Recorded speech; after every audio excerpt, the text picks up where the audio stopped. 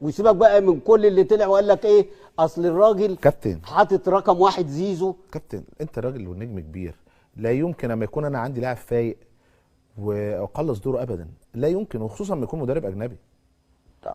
طب عادي ضربه جزاء جت، هو شايف ان زيزو اللي هيشوطها لا ايه المشكله؟ ما كانش كده. ليه هعملها نظريه مؤامره كده ان هو عايز مؤامرة. لا هو عايز هو شايف ان امام عمال شغل بيطلع فعايز لا اسحبه. لا انا ما بشتغلش، انا لا بكلمك برضه انا عندي عقل برضه، عندنا عقل. لو اراهن ولو قلت الكلام ده لامام عاشور هيقول لك الراجل قايل رقم واحد امام عاشور. طيب اخرس يا فاجر يا منحل يا سافل. ماشي، يبقى بيتربص بيه الراجل بدليل هات الفيديو واتفرج عليه ان امام مسك الكوره وزيزو بعد. الراجل بره صوت على الخط والناس صوتت على الخط. ادي الكوره لمين؟ لزيزو.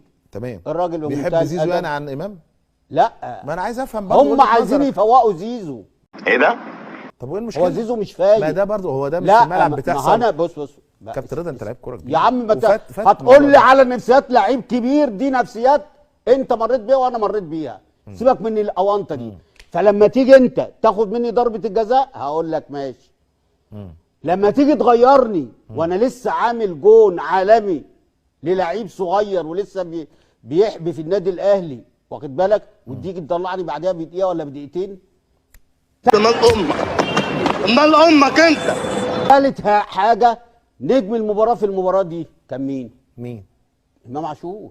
انت بتتكلم في الماتش اللي فات، الماتش بتاع يانج افريكانز ولا وادي دجله؟ اوكي، وادي دجله اللي هو اصلا حصلت فيه المشكله. تمام. مين نجم المباراه؟ امام، صح ولا غلط؟ تمام. لا قول انت. ايوه، لا كان هايل طبعا، صح. عمل كرة. فانت كمان تيجي تدوله نجم المباراه عشان جاب ضربه جزاء.